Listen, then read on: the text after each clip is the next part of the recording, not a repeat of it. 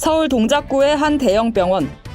안경과 마스크를 쓰고 구치소 환자복을 입은 채 휠체어를 탄 여성이 직원 보조를 받으며 진료실 안으로 들어갑니다. 20여 분 뒤 들어갈 때와 같은 모습으로 직원들에게 둘러싸여 나오는 이 여성. 카메라를 의식한 듯 잠시 시선을 돌리기도 합니다.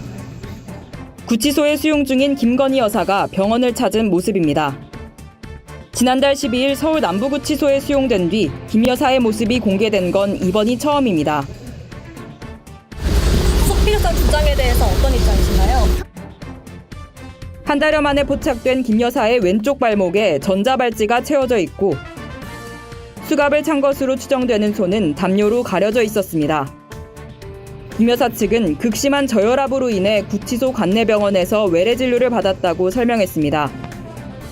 앞서 MBN은 지난달 윤석열 전 대통령이 구속 상태에서 외래 진료를 받으러 온 장면을 포착해 보도했는데 김 여사의 모습도 판박입니다. 윤 전 대통령이 건강 문제를 이유로 재판에 불출석하고 있는 만큼 일각에서는 김 여사도 다음 주부터 시작될 재판에 불출석하려는 게 아니냐는 추측이 나옵니다. 이에 김 여사 측은 건강 상태와 관계없이 재판에는 반드시 출석할 예정이라고 밝혔습니다.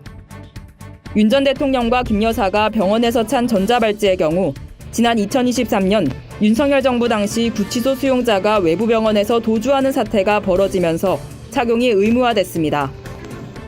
보석을 청구를 할 가능성이 높거든요. 근데 보석을 청구한다라고 해서 무조건 받아들여지는 게 아니라 이게 수감하기가 어려운 상태라는 거를 판사의 입장에서도 판단을 할 수가 있어야 되는데 외래 치료 결과 이 사실은 지금 뭐 건강 상태가 너무 좋지 않아서 사실은 계속 구속 상태에 있는 것 자체가 좀 힘들다. 그리고 지속적인 뭐 정기적인 치료를 받아야 된다. 이런 판단이 나왔다라고 하면 나중에 보석 청구를 할 때 이 부분을 근거로서 이 판사가 판단하는 데 삼을 수가 있습니다. 지난번에도 왜 그 본인이 메시지를 낼 때도 특검을 비롯해서 그 조사하시는 분들이 너무 고생이 많으시다고 한번 또 입장문 낸 적도 있잖아요. 그래서 굉장히 좀 보면은 특검의 조사라든가 그다음에 협조적인 것을 할 거다. 그럴 수밖에 없는 게 윤 전 대통령과 같은 패턴과 같은 기조로 할 경우에는 국민 정서라는 것도 고려해야 돼요. 윤 전 대통령 입장에서는 어찌됐건 본인이 지금 내란 수기의 혐의를 받고 있기 때문에 최소 사형 아니면 무기징역이잖아요. 그런데 김건희 여사에 대해서는 그 정도의 혐의가 아니라 일종의 뭐 뇌물이라든가 뭐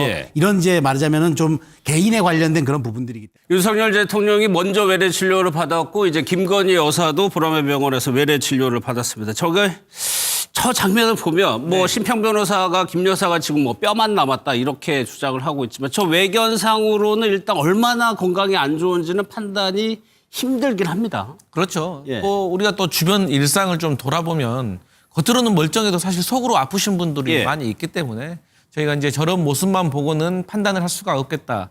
그리고 이제 보통 부유하거나 고위직일수록 사실 감옥에 가게 되면 이 신체적으로보다도 이 정신적으로 많이 힘들어 하신다고 하더라고요. 그렇기 때문에 김건희 씨 같은 경우도 감옥에 가실 거라고 본인이 평생 생각해봤겠습니까? 그래서 본인으로서 상당히 신체적, 정신적으로 힘들어하고 있는 상태라는 것은 충분히 이해할 수 있을 것 같습니다. 그리고 또 평소보다도 어디 좀 아픈 데가 생기면 더 불안한 마음도 들 것 같아요. 그렇기 때문에 만약에 그 구치소 안에도 의료진들이 있지만 또 의료진들이 필요하다고 판단이 되면 외부 진료를 받게 하는 것은 당연한 권리다 이런 생각합니다. 진료실에 머물렀던 시간은 한 20분 정도라고 저희 취재진이 그러더라고요. 그런데 박주희 변호사님 여기 이 사진을 자세하게 보면 저기 전자발찌를 차고 있는 모습이 포착이 됐어요. 그러니까 외래 진료를 받으러 가려면 무조건 차야 되는 겁니다. 네, 이 피의자나 아니면 구속된 피고인 같은 경우는 외부로 이동을 할 때는 수갑과 전자발찌를 차도록 되어 있는데 왜냐면 갑자기 도망갈 수도 있잖아요. 도주를 할 수도 있기 때문에 그런 조치를 취하는데 근데 손을 보시면 지금 가려져 있잖아요. 담요 같은 걸로 덮여져 있죠. 아마 수갑이 차 있을 거라 그렇게 추정이 되는데 이게 가려준 이유가 있습니다. 이 피의자와 피고인의 인권 보호를 위해서 외부를 이동을 하거나 아니면은 아니면 밖으로 나갈 때 이 부분에 대해서 가리도록 되어 있는데 이게 뭐 수사기관에서 임의로 하는 게 아니라요. 2011년에 국가인권위원회에서 이 권고사항이 있었습니다. 수갑을 찬 이 피의자나 피고인을 외부로 이동할 때는 그 부분을 반드시 가려줘야 된다는 권고사항이 있어서 이게 인권보호 차원에서 하는 거다 이렇게 이해하시면 될 것 같습니다. 지금 담요에 손이 이제 안으로 들어가 있지만 안에는 수갑을 차고 발목에는 전자발찌가 채워진 상태로 외래 진료를 일단 받았어요. 최수영 평론가께서는 글쎄 윤 전 대통령도 외래 진료 받았고 김건희 여사까지 받고 있어요. 일련의 좀 상황을 어떻게 좀 보겠어요? 그러니까 뭐 사실 그 심적인 충격은 뭐 이루 말할 수가 없겠죠. 뭐 전직 대통령 내외가 구속된 상태라는 게 사실 지금 일반 국민들이 받아들이기도 사실 좀 충격적인 사안이고, 그다음에 예. 우리나라 역사에서도 부부가 동시에 같은 사건으로 동일한 그 혐의를 받는 사건으로 동시 구속된 적도 사실 없었거든요. 그렇기 때문에 사실 두 사람이 받을 수 있는 심적 고통이라는 게 굉장히 큰 것 같고, 또 하나는 이제 그동안 사실 이제 VIP였기 때문에 이제 국군 수도 통합병원이라든가 이런 쪽에서 진료를 주기적으로 경호 차원에서 계속적으로 받았잖아요. 그런데 예. 이제 이제 그 탄핵 이후에 이제 사저로 돌아온 이후에 사실 그렇게 좀 막 그 굉장히 관리 대상으로 받는 그런 이제 병원 그러니까 그런 치료라든가 그런 어떤 그 관리보다는 사실상 본인들이 외출하기도 사실 어려운 상태에서 굉장히 뭐 외래 진료를 받는 게 불편했을 겁니다. 그런 측면에서 기저질환들이 좀 저는 악화됐을 거라고 봐요. 그래서 뭐 식사도 제대로 못한다. 그다음에 예. 굉장히 굉장히 수척해졌다. 그다음에 윤 전 대통령에서는 안압이 올라갔고 특히나 당뇨 같은 경우 당 수치가 지금 심하게 올랐다.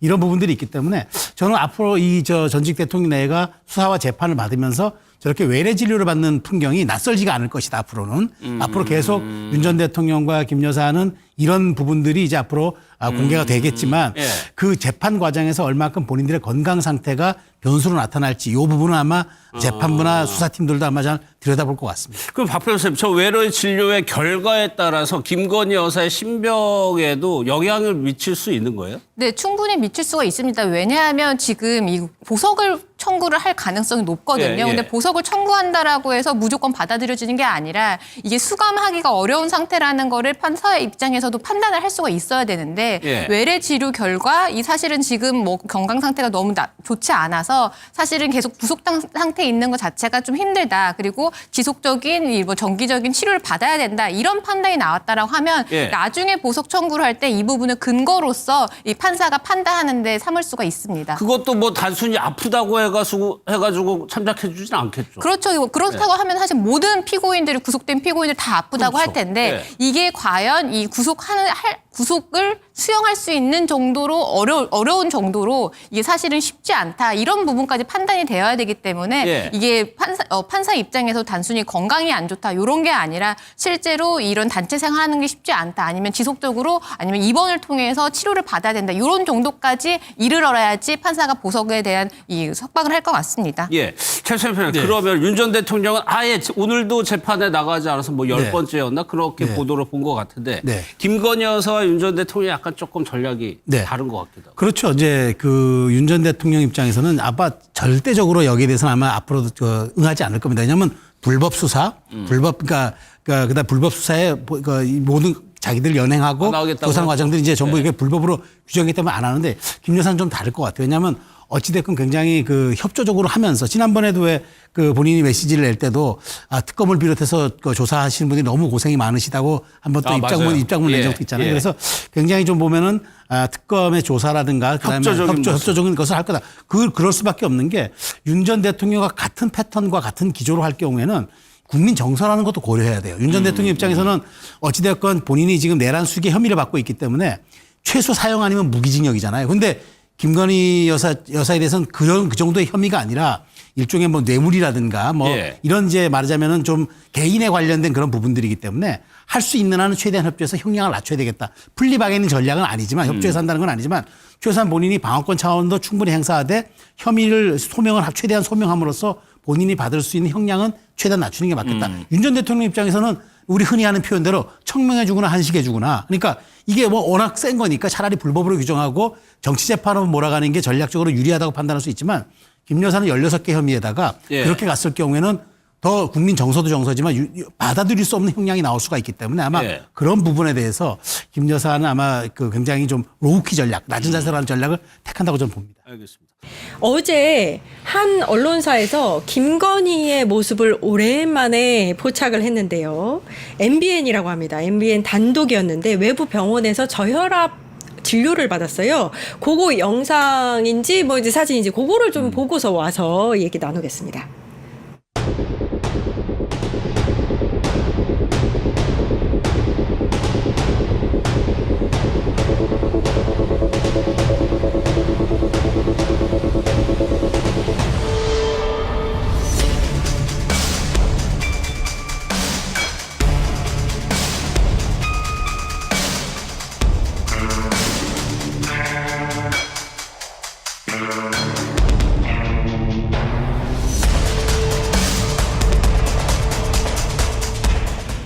카메라를 봤네요. 발에 전자발찌를 차고 있고요. 담요로 손을 가렸는데 수갑을 차고 있는 건가요? 그랬을 그러면? 것으로 보입니다. 저거는 뭐 특별한 모습은 아니고요. 지난번에 윤석열이 안과 진료를 하기 위해서 나왔을 때도 똑같은 모습이었죠. 예. 요즘에 이제 개혁 규칙이 바뀌어서 외부 진료를 나갈 때는 그러니까 몸에 뭐 걷지를 못해서 휠체어를 태우는 게 아니라 일부러 그러니까 본인 그 사람들의 어떻게 보면 자유롭게 다니다가 도주하고 이런 사례들이 있었기 때문에 수갑 채우고 전자발찌 채우고 휠체어에 태워서 진료를 받도록 하게 하고 있는 겁니다. 그러니까 지금 뭐 특혜나 이런 건 전혀 아니니까 오해하지 마시기 바랍니다. 예, 저거는 예. 다른 수용자들도 밖에 나갈 때는 저런 모습으로 나가도록 하고 있습니다. 예, 진짜 아파서 진료를 받는 건지. 근데 그 부분은 적어도 모르겠어요. 지금 서울구치소 같은 경우는 한번 또 윤석열 때문에 특혜 의혹 불거졌고 이거 수사까지 해봐야 되긴 네. 하지만 저혈압이라는 얘기는 이제부터 나왔었고 음식을 거의 섭취를 안 한다라는 얘기도 있었기 예. 때문에 구치소 내부에서 봤을 때 어느 정도 사정이 있어서 그거는 또 이 뭐 진료를 보게 했다 이렇게 봐야 될 것 같습니다. 예. 아니 근데 이거는 글쎄 저도 이제 저혈압으로 나오는 내 말이 저혈압으로 네. 나오는 예. 수용자들이 일단은 있나? 이제 이런 네. 생각이 첫 번째로 들고 임세훈 소장님이 저혈압은 운동하면 된대요. 운동하면 다 낫는데요. 그냥 저기 김건희 방에 뉴스토마토 틀어주면 돼요. 좋다 그거. 혈압이 올라가잖아. 혈압이 올라갈 거 아니에요. 좋습니다. 아니, 그러니까 이제 아니면 뭐 다른 방송들 있잖아요. 교화시키기 위해서라도. 그러니까 이거는 저혈압은 밥을 일단 먹으면 되고. 네. 그리고 밥을 먹어요. 잘 안 불면 먹지 먹는다고 말고. 지금 예. 그때 왜 치과로 알려진 사람이 맞아요. 나와서 네. 얘기를 했잖아요. 네. 이전부터 잘 안 먹는다라고 해서 구치소에서도 그걸 더 유지를 하고 있는 거죠. 그러니까 이제 저혈압이 아니라 저혈압으로 인한 체력 저하 뭐 이런 게 되겠죠. 그러니까 아주 낮은 수준의 혈압이라고는 뭐 변호사 측에서 주장했던 걸로 저도 알고 있는데요. 그러니까 우리가 보통 뭐 80에서 120이면 정상 이런 얘기 많이 하잖아요. 근데 가장 낮은 그 혈압이 뭐 45, 막 30 뭐 이런 단위까지도 나온 적이 있나 봐요.